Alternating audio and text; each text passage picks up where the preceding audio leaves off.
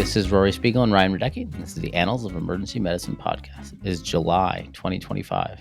Ryan, how you doing? Outstanding. I just got back from the glorious United States of America. Yeah, we had 2 weeks where I had no work and you were actually in the same relative time zone as me, and you refused to podcast with me. And now I'm on like an 8-day stretch and you're 16 hours ahead of me. And now it's time to podcast. Yeah, but I was on vacation. Yeah. Could have. I can't carry all this gear with me. All this gear. We could have sent you a little mic. Yes. My wife was actually within miles of you. She went to DC. So maybe you should have podcasted with her. That would have been a good one. Yeah. She could have taken over your articles. All right. Now, emergency medicine. Let's hop in. Our first article is Dissociative and Deep Sedations Administered by Trained, Unsupervised Pediatric Residents in Israeli Emergency Departments. And the lead author is Netta Cohen. This is an interesting article that is kind of a natural experiment, but essentially in the Israeli healthcare system, the emergency departments very often are staffed by unsupervised trainees overnight. And especially in the pediatric emergency departments, these are pediatric residents. And the question is, what do you do when you have a child come in who needs some procedure that's going to require sedation, and you don't have an attending physician who's been trained in procedural sedation to supervise these residents? And so Israel's answer was essentially train the residents to do the procedural sedations themselves, and essentially PGY3 residents who had undergone structured training and improvement by the emergency department supervisors were allowed to do procedural sedation overnight when there was no attending supervision. So this is a study looking at this practice. Essentially, it was a retrospective chart review of over 23,000 patients across the time period of 2018 to 2022 in 10 emergency departments in Israel. And the primary outcome was basically the rate of critical sedation events, which they defined as cardiac arrest, intubation, need of vasopressors, need of atropine for bradycardia, aspiration, or unplanned hospitalization. To identify critical sedation events, they used 2 trained abstractors at each hospital, which searched the electronic medical record for each sedation case to try to find if these composite outcomes occurred.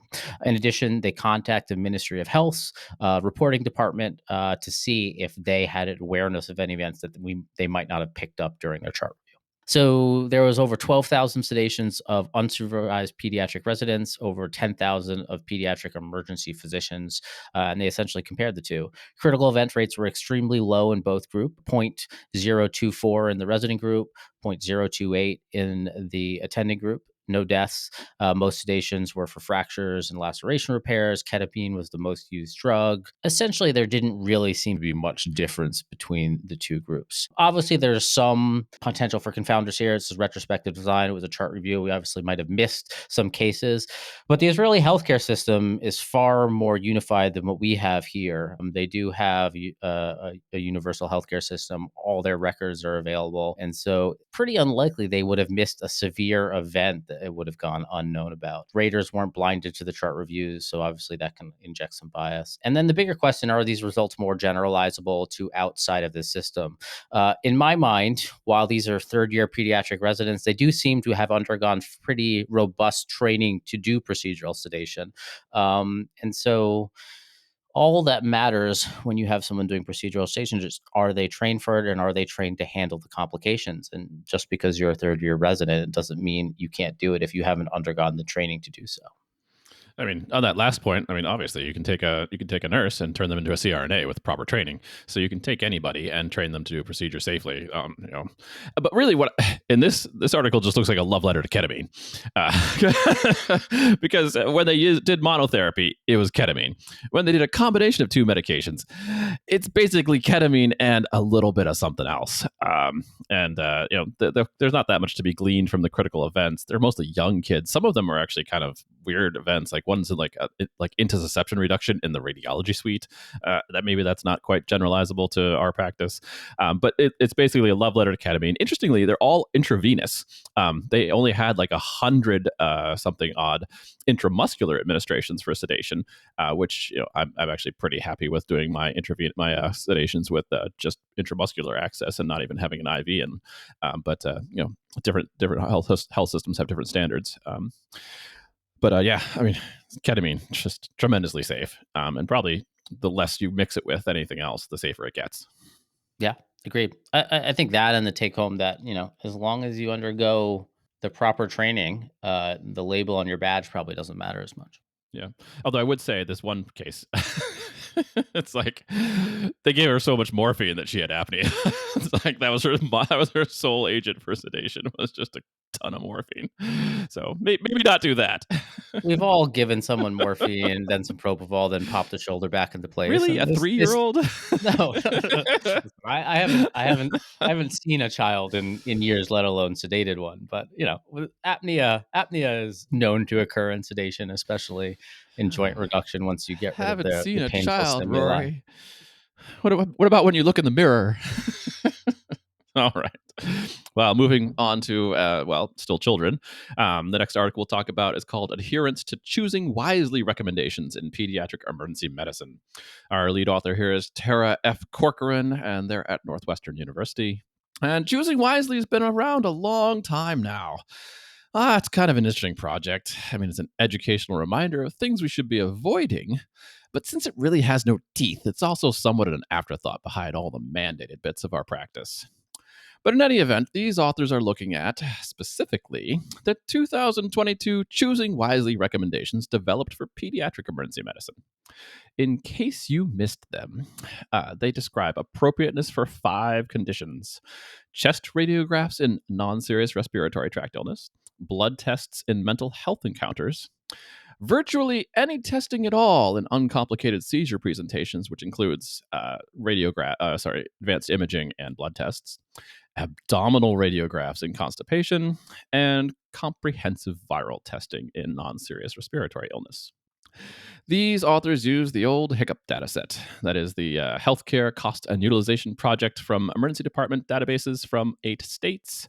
As best as they could winnow their retrospective data dredge, they analyzed 5.6 million emergency department visits involving the conditions targeted by these choosing wisely conditions. There's not much to say here other than, well, at least we aren't doing low value tests in 100% of encounters for these conditions. For respiratory illness, these are discharged patients. These are not admitted patients. We obtained chest radiographs in 30%. But at least we only did comprehensive viral testing in 3% in this cohort. For mental health encounters, we obtained bloods in 17%. For seizures, we did either blood tests and or head imaging in 40%. And for constipation, we did abdominal radiographs in 66%. The authors also sort of broke it down by emergency department volume, sort of as a proxy, I assume, for comfort level with kids and discharging them without any testing. But there really wasn't much reliable difference in low value testing, regardless. So, anyway, all not great. And even though there is some level of inaccuracy and imprecision relating to making this up off billing codes, I suspect these rates of violations of the choosing wisely guidelines are in the ballpark. Then, this is very much a pre choosing wisely data set, 2014 through 2020. So, this is really a baseline level of our performance, although there is an uptick right at the end in respiratory virus testing in 2020, and I'm not sure what's happened since then, but I'm sure it's not good. But it doesn't really inform whether publicizing these choosing wisely recommendations has had any effect on ordering these conditions, as we don't have any post 2022 data. Maybe that'll be the next study. And we'll have to speculate for today on whether they've had any impact whatsoever. I'm guessing, sadly, no. It's a real cliffhanger you got there. Yeah, I agree. I think a few things that we've learned doing this podcast for the last 9 years or so is the rate of testing tends to go up every year in emergency medicine. And then the other thing is anytime if you actually want to make change in physicians' practices, you need both a stick and a carrot to get them there. And those changes are usually fairly transient and kind of wear off. And poorly publicized suggestions work great. yeah. So I tend to agree. I think likely we will see these numbers higher when they do publish their sequel of the post choosing wisely publication data. Next article, PCO. Not sure that's my favorite trial name. Oral olanzapine versus diazepam for pediatric agitation. And the lead author is Alyssa Bork. So this is a study essentially looking at two of what I imagine are the more common options for the treatment of agitation in children, oral olanzapine or diazepam. There hasn't been really any data comparing the two head to head. So these authors chose to do a multi-center open label randomized control trial across 9 Australia emergency departments from 2021 to 2023. They took 348 patients aged 9 to 19 with acute agitation who were conducive to oral treatment, and they were randomized to olanzapine, an oral wafer, or diazepam tablet or liquid. And the dosing was based on weight, though it was just simply a dichotomous dose. So if you were under 40 kilograms, you got 5 milligrams. If you were over 40 kilograms, you got 10 milligrams. And the primary outcome was sedation based on a SAT sedation score without other additional medicines at 1 hour post drug administration. They also looked at adverse events, length of stay, aggression, and satisfaction. So sedation rates at 1 hour were essentially equivalent between the two groups, 61% in the olanzapine group, 57% in the diazepam group. Obviously, no statistical difference between the two. Adverse events were mild in both. 40% of the patients required escalation of medications, meaning either of these drugs didn't work that well, but there was no really serious safety concerns between the two. So, I mean, they seem fairly equivalent. I think the big key here is neither one worked that effectively. Almost half the population required additional medications, and so just keep that in mind. I think this is fairly consistent with most oral medications you're using to treat agitated sedation, that you'll have a large volume of patients that require more medication afterwards. Yeah, I mean, I think it just shows that you need to have a titration protocol in place, that these patients are frequently not going to respond to your first line agent. It doesn't mean you have to go on a big search to find the perfect agent that's going to get to 80 to 100% sedation with the first dose, because in theory, you could just give a really, really big dose of sedation. That'll probably work better. But we're trying to walk a fine line here. And when you're trying to walk a fine line, you just have to titrate to effect. Shout out to an Australasian study, of course. Yeah, I think the other thing is, if you've identified a population that is conducive for oral agents, you have time. Usually, this is not the patient who's like tearing apart the emergency department and endangering your staff, where you need to sedate them within 5 to 10 minutes. So this is something you can kind of titrate up as needed. All right, we'll switch gears to one of my favorite topics. This next article is titled "Cardiac Arrest Management in the United States Emergency Departments During the First Year of the COVID-19 Pandemic, 2020." Like they have to say it in the title. The lead author here is Jesus R. Torres. They are at the University of California, Los Angeles. And oh boy, here we are. It's 2025. But let's step inside the time machine again and go back to the nightmare of 2020. This specific data comes from the Project Covered COVID-19 Evaluation of Risks in Emergency Departments, a prospective observational study looking primarily at the risks to healthcare personnel and whether they had adequate PPE for various high intensity encounters. The enrollment period of this substudy of cardiac arrest patients was from May 2020 to November 2020, covering that period of time for which no vaccines were available. Across the 20 institutions involved, there are 1,143 encounters with cardiac arrest management data available for analysis. Only a minority, about 15%, were suspected of being infected with COVID 19 at the time of cardiac arrest. I actually rather suspect the hypothesis was that COVID 19 cardiac arrest patients were managed differently, considering the risks for exposure to healthcare workers and high mortality for the critically ill with COVID 19. But they didn't find any sort of a difference. Given the limitations of their survey collection, it's fair to say clinicians managed patients with cardiac arrest exactly the same level of effort and intensity as those not suspected of having COVID 19. But this is also technically a PPE study. And as per the survey reporting mechanism, there was slightly more full adherence to PPE in the quote unquote suspected of COVID 19 cohort. 62% full PPE for COVID 19 versus 55% in that not suspected. All the components of full PPE slightly favor the suspected COVID-19 group, so even though the difference is very small, it's probably real. Gillian Schmitz adds a little editorial, reminiscing about these glorious pandemic times, pointing out there is a lot of granular information about the two patient cohorts not adequately captured by their survey instrument.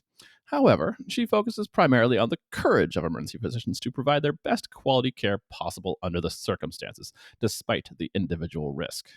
Inspiring words, of course, but little consolation in the face of the reality of inadequate PPE and horrific working conditions for frontline healthcare workers and the thousands of deaths occurring as a result. Yeah, I guess my only question here, and I have to read this a few times because it just doesn't seem right. Am I reading this incorrectly? 16% of the patients with suspected COVID-19 got chest compressions, and about 13.5% of those not suspected, and the rest of the patients didn't get chest compressions? Well, it's cardiac arrest, you know. They don't need chest compressions now. Well, It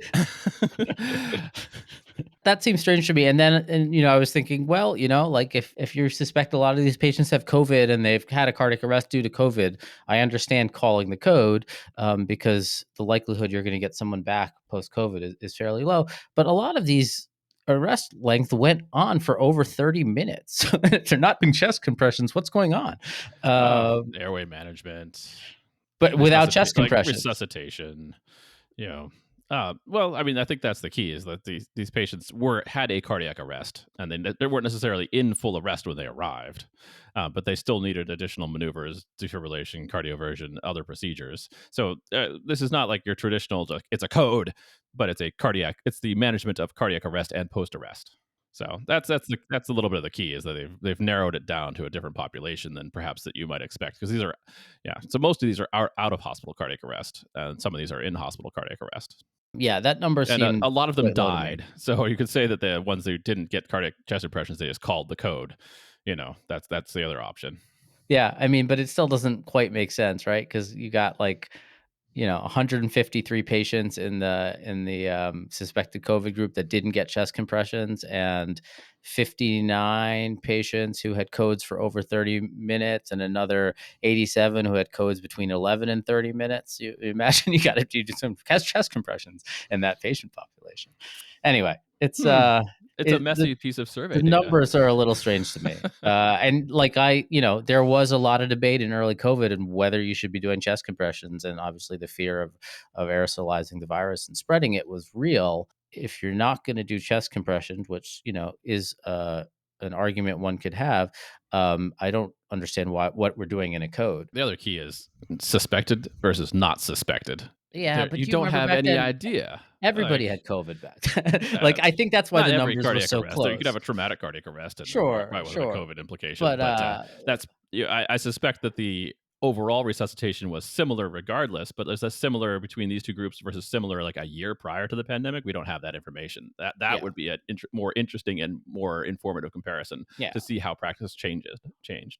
Right, because during the pandemic, we like whether you suspected they had COVID or not, you were worried they had COVID, and a lot of them did, right? And so, Mhm. yeah, it's just an interesting data set that I'm not sure exactly what to make of. I Yeah. wish the authors had gone a little more into that in their discussion. Or had some sort of, I mean, obviously they set it up as a prospective observational study, so you cannot physically go back in time retrospectively, but you wish they Yeah, had some sort of data set like from these 8 hospitals that's had some sort of insight into how cardiac arrest was managed. yeah. So All right. Our final article for the month is the Icarus ED study, early albumin in the emergency department. So it's finally time. Albumin has made it to the emergency department. There has been decades of debate in critical care on whether to use colloids or crystalloids, albumin or synthetic colloids. People have set up shop on either side. There's pretty vehement debates, and you essentially have two groups of intensivists: patients who believe in the use of colloids and patients who make fun of intensivists who believe in the use of colloids. But what this article is essentially talking about is there is a theoretical time-based component to the treatment of sepsis. Early antibiotics, early fluid resuscitation are supposedly beneficial. And so the thought is if we use colloids in the form of albumin up front early, are we more likely to find benefit than what we saw in our ICU studies downstream just because those colloids were given too late?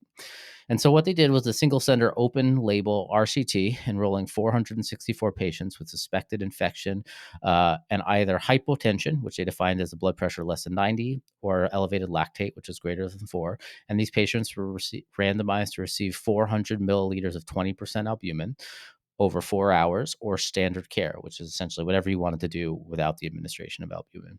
All patients received a guided direct therapy, including crystalloid, antibiotics, early goal-directed type of therapy. The primary outcome in this study was systolic blood pressure at 24 hours. Secondary outcomes included fluid volumes administered, vasopressor use, SOFA scores, ICU admission, mortality, so on and so forth. So the authors cite a number of outcomes that were significantly better in the intervention group. The median systolic blood pressure was higher in the intervention group at 6 hours than the control group. The intervention group received less fluids at 72 hours than the control group. They had less shock at 24 and 72 hours, so on and so forth. I think the key point here is these differences were incredibly small. Mean systolic blood pressure at 6 hours was 108 in the albumin group and 104 in the control group. Total fluid difference at 72 hours was 700 cc's total. And so a lot of this stuff, while it's statistically significant, it is clinically inconsequential. The things that really matter, mortality, hospital stay, all that kind of stuff, didn't really seem to be any better when you give someone albumin. Is this surprising? No. We have known this for a very long time upstairs in the ICU, that colloids don't seem to do what they theoretically are supposed to do, which is stay in the vascular system longer, reabsorb fluid from the interstitium, and essentially give you more bang for your buck with a fluid load. And so I think there's a couple misconceptions in this study that have kind of led to these outcomes. The first one is just that colloids don't work the way we think we do. We have thousands and thousands of patients in RCTs in the ICU looking at colloids, and they really don't spare that much IV fluid. And then the second thing is this idea of a temporal benefit, that time is truly important in septic patients. Because again, we have actually pretty good data that in SEP, for the really, really sick ones, the ones that are in septic shock, the sickest of the sick, time doesn't really seem to matter. And even in those patients, the only thing that really seems to matter is how quickly you get antibiotic. I think you're missing the bigger point here, Rory, which is that the problem is the harms of normal saline. And you're getting a benefit from the albumin cohort because you're avoiding the harms of normal saline. Can I just ask you one question, follow up to that? Yeah, let's do it. Do you know what the rider of albumin is? The rider of albumin. Yeah, what does albumin come in? I'd have to. We don't administer it, so I'll defer to your expertise here. Normal saline. No, albumin is not a balanced solution at all. I've been struck down by wisdom, greater wisdom. Yeah, but maybe it's a smaller volume. It is. So it's definitely small mark. This is actually one of my theories on why you see like a slight difference in fluid administration over the two groups. It's because like in the albumin group, you're giving 400 cc's of albumin slowly over time, right? You were giving 400 milliliters of 20% albumin, and you were giving that over 4 hours. And so there's like a damage control strategy or a fluid reduction strategy, which basically says if a patient's getting some form of IV fluids, people are less likely to give other IV fluids because like, oh, they're already getting fluids, right? That's probably one of the only benefits of a maintenance fluid, that if you're giving them maintenance, someone else isn't going to come along and give them a larger volume of fluid. So yeah, exactly. If someone is actively getting albumin over the course of 4 hours, they're probably less likely to get a larger bolus of a crystalloid simply because they're getting something. But that's a really expensive fluid management system. Well, we could use head starch instead. If you don't use albumin. Yeah, I mean, you could simply just use normal saline. I know you don't like normal saline. A smaller amount of normal saline is better than a large amount of normal saline. Yes, exactly. We see these kind of inexplicable results, and we like attribute it to the active ingredient, and sometimes it's just having less of something. And we're finding that we're just flooding people with fluids is actually maybe not a great thing, because there's no physiologic basis to. At least people are not volume depleted. It's a distributive sort of thing, and maybe they need the actual treatment of their direct endothelial dysfunction, and maybe vasopressors are better. There's a whole whole revising of this whole early goal-directed therapy, I think, that is leaking out over these past 5 odd years, that is going to dramatically change again how the paradigm of just flooding people with fluids, I hope. Leaking out, no pun intended Leaking there, out into huh? the end of the interstitium.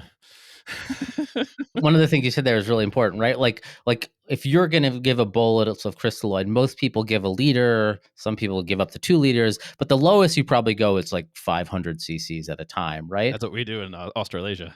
Yeah, when you're 500 giving a a liter. when you're giving an albumin bolus, it's somewhere around like 50 cc's if you're giving 20%, or 250 cc's if you're giving 5%, right? And so it's just a smaller bolus that you're giving for the same stimulus, which is essentially someone coming to you and saying, the blood pressure is low, the vasopressure's up. And there's just a fluid reduction simply because you're not giving as much fluid. And so if you created a protocol that basically stimulated providers to give the same amount of fluid, whether it's a crystalloid or a colloid, I bet you wouldn't even see these small differences in fluid administration that you see time and time again in these colloid trials. Well, it's just a pilot in theory. They are, in theory, just testing the ability to identify and enroll patients early in sepsis for this so-called time-dependent effect. So I'm sure we'll see more about this. Yeah, I mean, technically, to really find an answer, we'd need a larger study, though. In my opinion, we have enough data on this, and it basically shows that colloids are not the magic answer for sepsis. It'll never die, Rory. They'll keep bringing it back, like All vitamin right, C and sepsis. Vitamins. we should create a bundle: colloids, vitamin C, and a few And maybe a other. steroid, Yeah, just for yeah, good yeah. measure. Put them all together. All right. Well, I think that wraps us up for another month. As always, any questions, comments, or concerns, we can be reached at annalsaudio@acep.org. Otherwise, until next time, this was Rory Spiegel and Ryan Radecki, and this was the Annals of Emergency Medicine podcast.